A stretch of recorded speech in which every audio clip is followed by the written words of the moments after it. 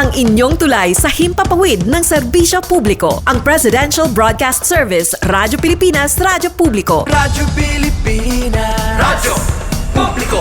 Kinilala ng pang-international at prestigyosong Asia Pacific Broadcasting Plus Awards 2025 para sa kategorya ng Government Streaming. Ito ay dahil sa epektibo nitong pagsasanib ng mga tradisyonal na media tulad ng telebisyon, radyo at print para masabayan ang mabilis na pag-inog ng mundo ng digital at social media tungo sa mas epektibong paghahatid ng mahahalaga at napapanahong mga impormasyon sa mamamayang Pilipino. Kinilala rin ang Radyo Pilipinas dahil sa patuloy na pag-akyat ng rating. Ngayon ay matatag sa pang-4 na pwesto sa Mega Manila ayon sa pinakahuling Nielsen Radio Audience Measurement Survey. At sa social media, nakamit ang mahigit 2,000% pagtaas ng bilang ng mga sumusubaybay sa Radyo Pilipinas page sa unang bahagi ng 2025. Patunay ito na ang inyong Radyo Pilipinas, Radyo Publiko ay tunay na kaagapay ng inyong pamahalaan sa paghahatid ng serbisyo sa mga mamamayang Pilipino. Mula sa aming lahat, sa ngalan ng inyong pamunuan at mga kawani ng Presidential Broadcast Service, kasama ang inyong mga himpilan ng Radyo Pilipinas sa buong kapuluan, maraming salamat po sa inyong lahat, sa inyong pagtangkilik at pagkilala. Radyo Pilipinas. Radyo Publiko.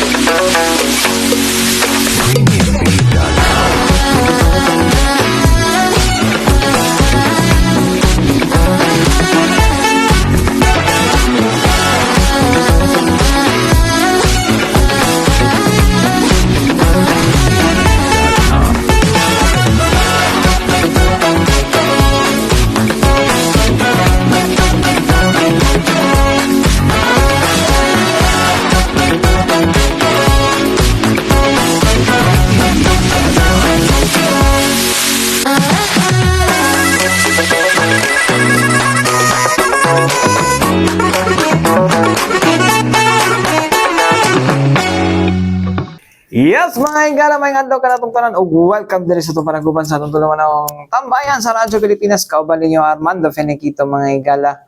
Yes, mga higala na, kamusta?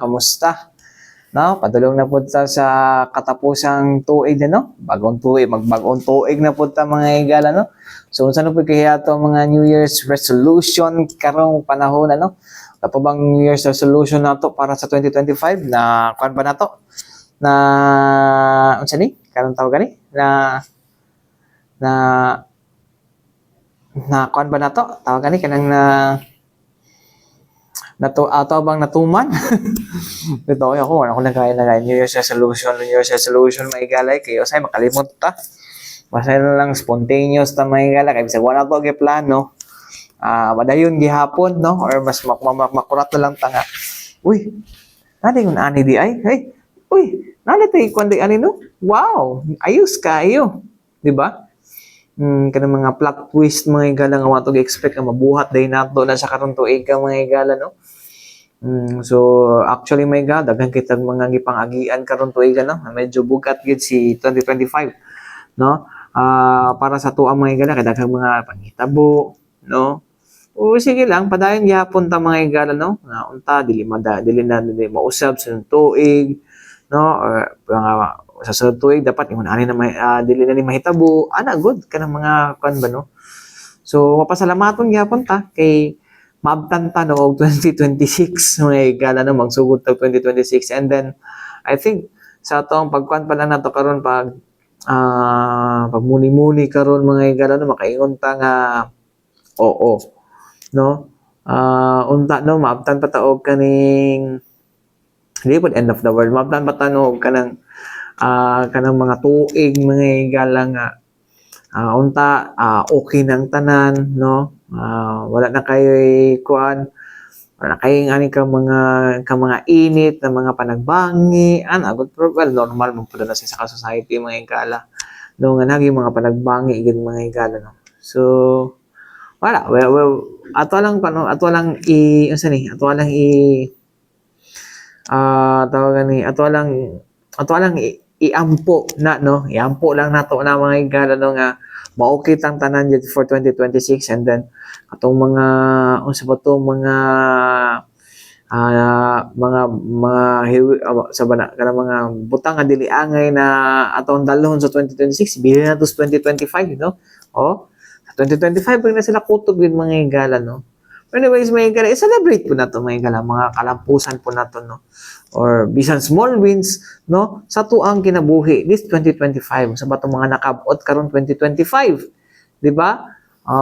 Ako kay naka-plot twist ko kay una dili ko kanang di ko agree sa o di ko kanang kwan sa thought mga higala no nga kani pagdulan na mong tennis mga higala no sa mua dili ko at first no hesitant ko kay unang-una gasto manggod no o gasto tapos kana lagi gasto tapos pakapro kato nakatuon ako sus makaingom sa taog kanang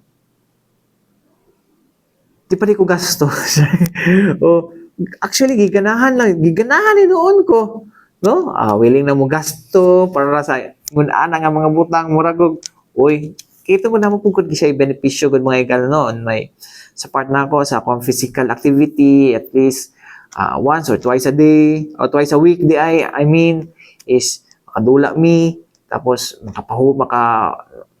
makadagandagan maka-exercise kuno kay grabe ba kay ka marag sanay kanang sedentary ako ang life mga higala no kanang magkulong rami usahay or nasa field usahay nila makalimot na mi sa pagkuan exercise na ako lakaw ra di ba so at least na nagud kinay sport nga makapa-exercise ako mga small wins ako mga higala anyways mga higala karon pong tuigang mga higala no natala po nato nga nahimong zero NPA ang even sa presence zero na ang tibuok di lang kay Davao Region mga higala apil ang mga lugar nga sakop sa 10th Infantry Division mga higala.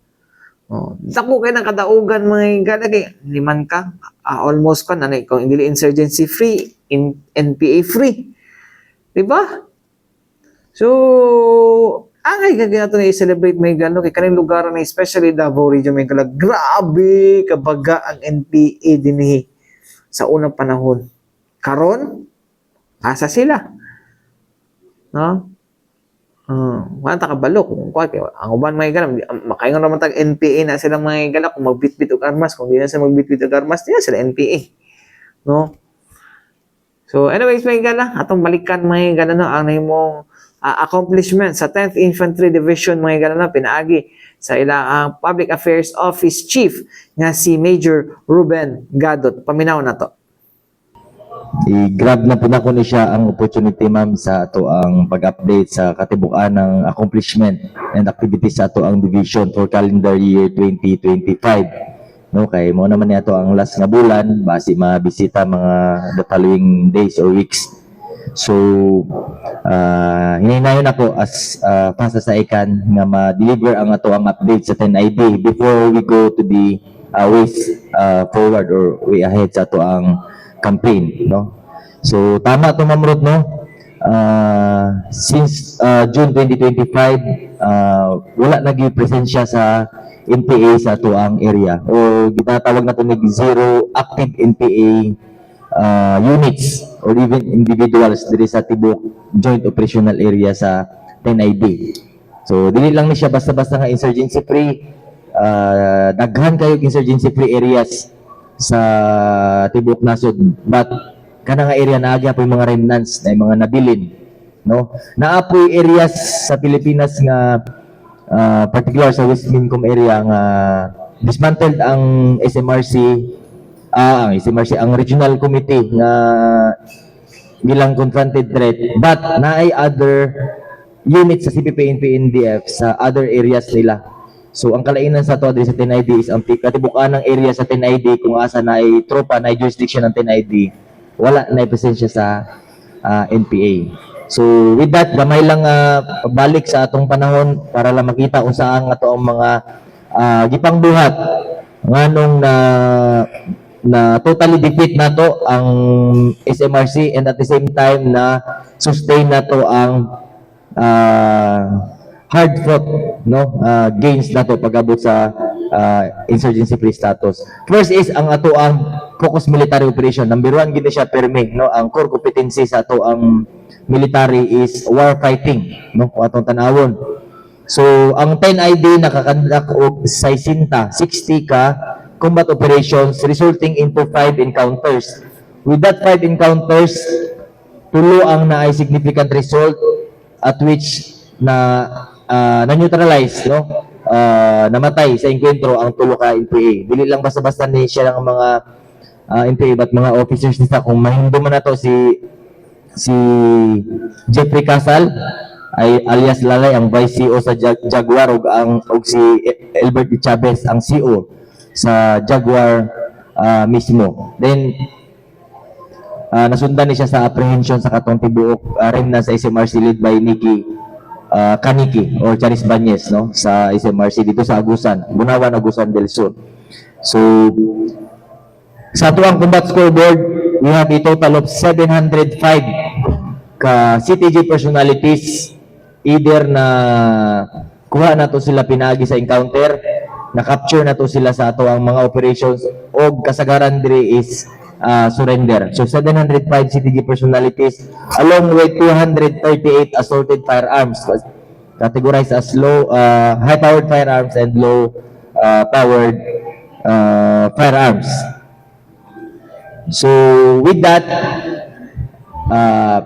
maingon na to nga na totally defeated na to ang Southern Mindanao Regional Committee in terms of its armed threat group components, So sa iskutan ng sustainment operation or stability operation, para lang ma-maintain na to ang nakabutang insurgency free, daghan po tayong mga activities under sa stability operation. So dili na ni siya about sa physically nga mga combat operations gyud, Naalang tayo mga more than 26,000 ka mga combat sustainment operation, more than 32,000 checkpoint operations, and more than 31,000 patrol-based operations, and more than 16,000 critical infrastructure and investment project support operation. Mo ni siya tong ginasecure na to mga flagship projects sa ato ang government o sa uban pa nga mga sectors, Also, under sa ato ang stability operation, we have conducted more or less 38,000 ka nagkalahi nga activities, namely ang pag-deploy og mga community development teams, ang naga-supervise sa ato ang mga people's organization, ang deployment sa mobile community support and sustainment teams, community outreach program, information education campaign, sectoral engagement activities, IP engagement, project programs in conflict-affected areas and disadvantaged areas, IP rights advocacy programs, deradicalization, healing and reconciliation, and vulnerable summits. So kini siya nga mga nagkalaing activities, dili lang ni siya basta-basta nga ginabuhat lang sa military, but in collaboration gini siya sa ato ang mga government agencies para ma-deliver ang mga services. Isa ni siya ka essential factor para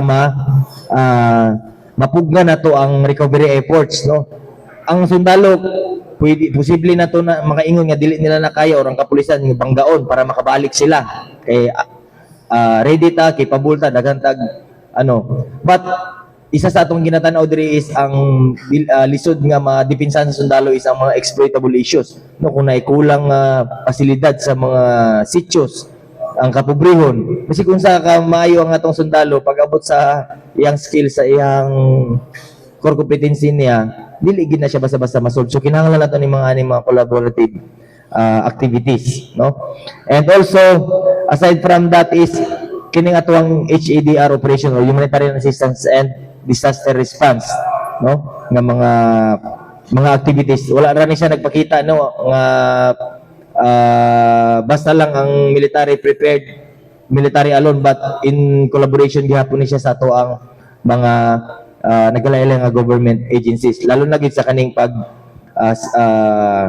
save of course sa kinabuhi pag naay mga man-made o natural calamities, and also ma-restore ang normalcy sa kanang giagyan og mga disaster. No natay mga rapid disaster assessment and needs analysis or RDNA, no? 68 ka activities, evacuation 42, retrieval operations 186, search and rescue operations 222, relief operations 338, manpower assistance 520, road clearing operations 774, security assistance 233, transportation assistance 179, attendance to conference and coordinating meetings 53, and support to RDNA activity 6, a total of 1,921 activities related to humanitarian assistance and disaster response. And lastly, pag-abot sa ato ang law enforcement and support operations, ang ato ang gina-report diri kasagaran is kini ato ang Task Force Davao, no? To include ang under sa ila ang Task Group Samal, no? For calendar year 2025, TF Davao apprehended a total of 504 personalities, no, related to drug cases, no? In terms of grams, nakadakot ang ato ang Task Force Davao og natigom nga 2,488.62 grams of shabu with a street value of more than 17 million, and 1,486.43 grams of marijuana, a total with a street value of 186,182 pesos. Also apprehended one high-powered firearm and 28 low-powered firearm. So mo ni siya mga sirs and mga ma'am ang ato ang modest nga accomplishments sa ato ang 10ID 10 Infantry Division kauban ang ato ang mga line units. Pag-abot sa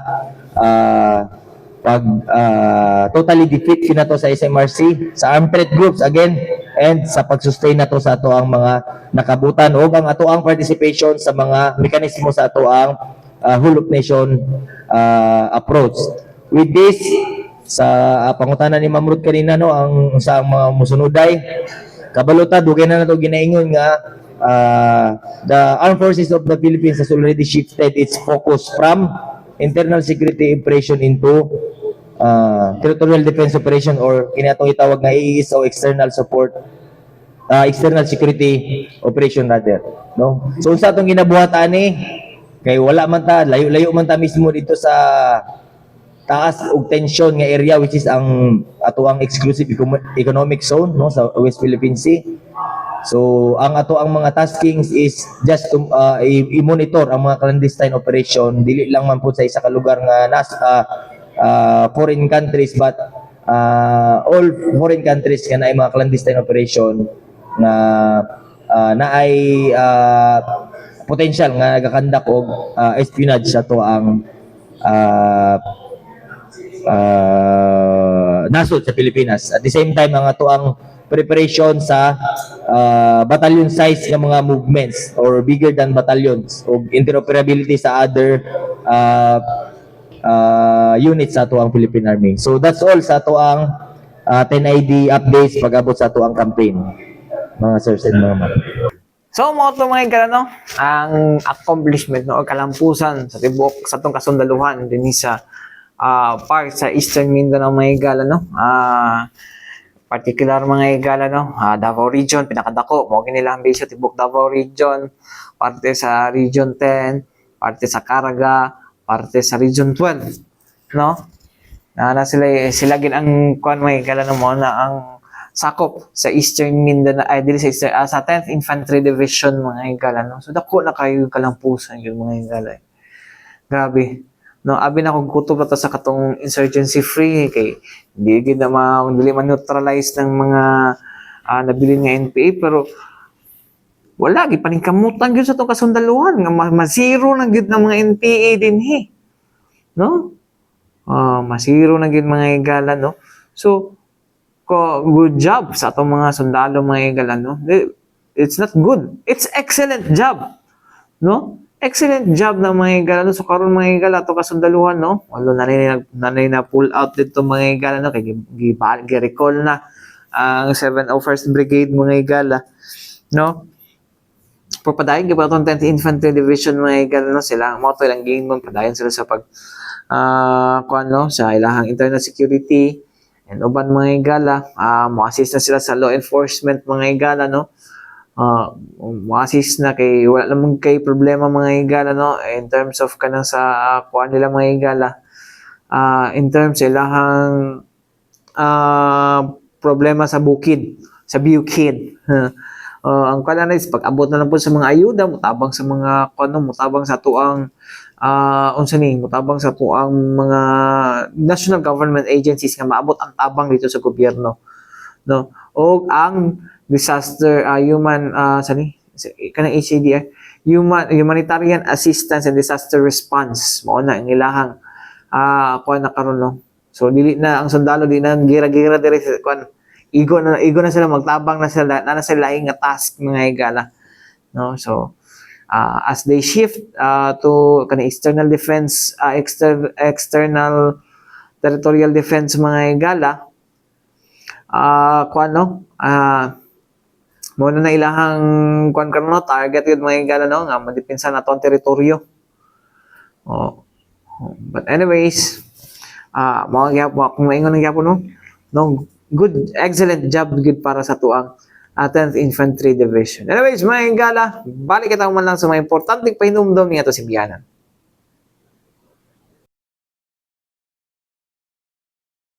Balik kita mga higala sa itong panagupan sa itong tulumanong tambayan sa Radyo Pilipinas. Kauban niyo Armando Feniquito mga higala. Yes, mga higala na. Balik to sa tuang tulumanon. Ato, sa itong isgutan karon mga higala no? Basta ko joke.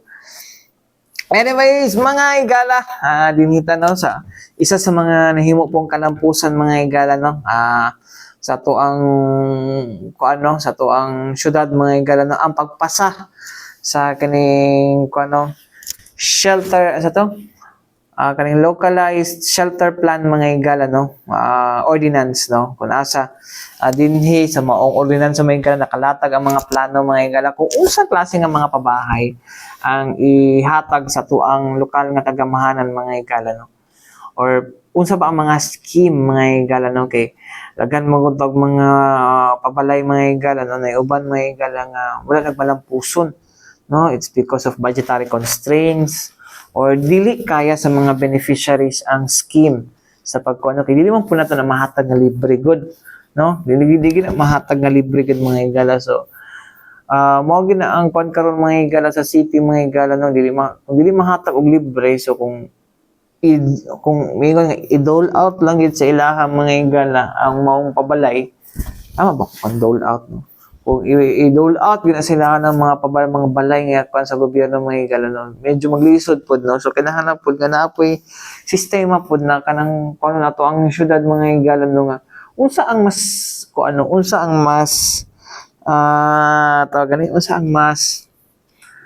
kining mas gaan sa ilaha mga higala no. And of course mga higala kay kung may mo tagpabalay gud mga higala mag-uban pod gud no nga nakaagbalay mga higala no nya wala diri lang panginabuhian so useless gihapon mga higala kung i-relocate na sila dito. So that's part of the plan mga higala in that ordinance no nga siguro tanaw ng ilang livelihood pod no. So nagit siya dapat tutukan gid mga katambayan no kay kung dili man gud siya matutukan pod gud ilang panginabuhi ibalhin mo dito. There's a tendency mga higala no nga umubalik lang gyapon na sa kung asa sila gikan. For example, natagi-relocate dito. Tapos suman dili matutukan dili sila ilang kinapanginabuhian dito dili katong ilang nakasanay na panginabuhian na dali ang kwarta, di ba? Actually mga higala pero in fairness na pud sa to karon mga higala no nanam po mga tao pud nga gusto na sila mo magpa-relocate no kay inang ibalik diya charing bito na issue preventive kanang kuan na relocation dito kanang mga sakwan sa sunog no kanang mga nabiktima sa sunog kuan na sila mga higala kanang tawagan ni kanang kitagana sila relocation ana sila kanang murag katong acceptance si pirma na paghuman ma-discover day sa to City Planning and Development Office na wala day kuan di ay kanang nibali na dito po, nibalik na po din ha. Tapos ang uban nila, kayang style, kaya lagi parkilahan lang balay diya sa, example, sa Boulevard. Diba? So at least may higala nanatani nga kon may higala unsa kon kaya no unsa kay may mong sistema ani mga higala no nana silang aning ordinansa mga higala. So anyways mga higala kita maglangan no atong balikan mga higala ato pakikinabi no sa proponent sa moong ordinansa mga higala na si Konsehal Diosdado Mahipos Jr. mga higala. Paminaw na to.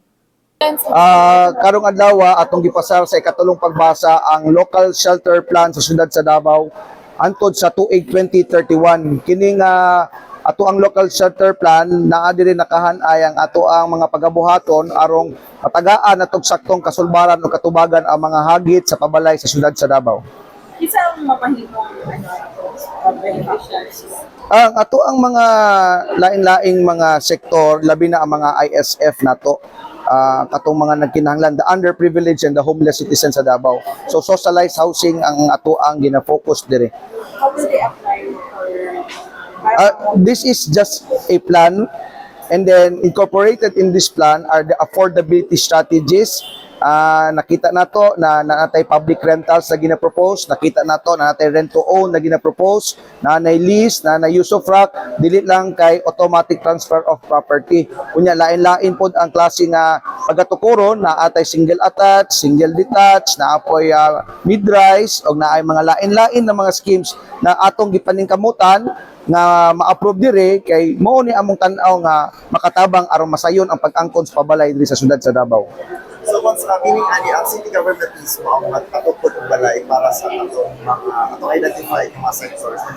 The city government will also endeavor to provide a house and lot, pero this is not exclusively to be endeavored by the LGU. Okay, we need partnership with national government agencies and even the private sector para matubag ang ato ang mga panginahanglanon sa pabahay.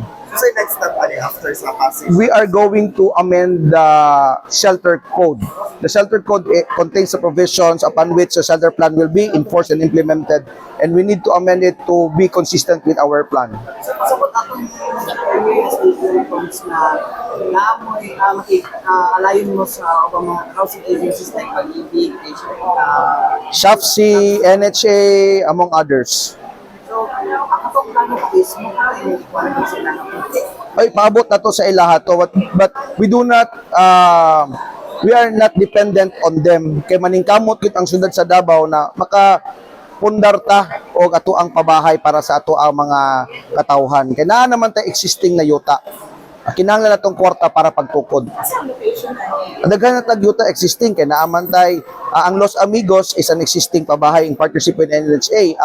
Ang Salasang is also an existing pabahay in partnership with NHA. No, ato aga ning ginapaningkamutan nga mamindaran ng kasabutan kay tuyo na to nakita na lay mo padayon sa pabahay na with partnership with NHA.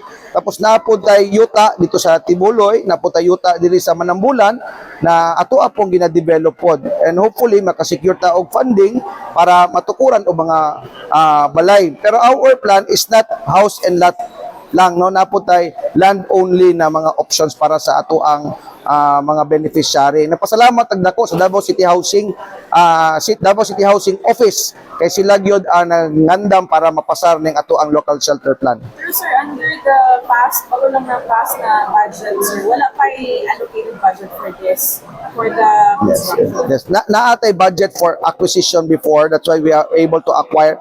Pero based on this plan, this will be incorporated pa sa atong AIP, LDIP to become basis for the future allocations and appropriations. Sir, long term or short term? Up to 2031 ni siya na plano, but subject to regular review every 3 years.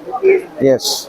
What's the Ang ato dako tag apasonon gatos kalibo siguro, pero ang atong priority naa sa 15,000 more or less ka mga balay kanin sila ang mga nasa lower bracket sa ato ang nanginahanglan jud. Target is up to 2031 and we need 17 billion. So 15,000 hangtod 2031 na siya. Yes, we're trying to provide that by 2031 nga kining nasa underprivileged gyud na strata matagaan yun nato og decent, adequate na pabalay para sa ilaha. Sa asa na to target po how na sa billion, knowing na medyo sketchy pa relationship ng city government and the national offices. So we have suggested many ways na maka-provide na, no. We have to incorporate allocations for housing sa ato ang existing budget, and we are studying also the socialized housing tax under Republic Act 7279, which we can assess para madungagan ang atong pundo para maka hatag punta og sakto nga balay para sa mga nagkinahanglan, the underprivileged and the homeless citizens. Sir, we are not gearing towards private partnership for this, or are we also Okay. going to that direction? When we say kasi socialized housing, hindi lang yan siya sa gobyerno lang. Even the private sector is providing socialized housing. So we incorporate those numbers and see whether or not the number of household would answer the demand. No, so appeal na siya in partnership with private sector also. How about those katong concern ni Councilor Dayang regarding sa taxes? Unsa na amendment ano? I don't know what he means pag-abot sa pagsaka sa tax, but kung naa may mga adjustment, it will all be based on existing law and the need of the city. So na sa diha, and only when justified. Will it be lower cost considering we are targeting sa mga nato tabangan nato na sa mga lower bracket po. Okay, what? Lower po ba ang taxes katong since We will not. What do you mean taxes? We will not tax the underprivileged and the homeless. We will find a way na ma-prioritize nato ang pundo sa gobyerno padulong sa socialized housing. Kay para katong mga nabiktima sa infrastructure projects, katong nabutang sa delikado, apil na tong kasubo na to nga naay mga gipang demolish nga naa sa ilong sa mangga nga sila pod matagaan og sakto na luna pod, no, in so many schemes katong rent-to-own, usufruct, lease, daghan pa maagi na makatagaan gyapon sila sakto nga bubong na ilahang pasilungan. Sila ang priority cons na itong mga Homeless and the underprivileged. na-demolish because They should be prioritized. Wala dapat mabiyaan diri sa syudad sa Davao. Protektado dapat tanan.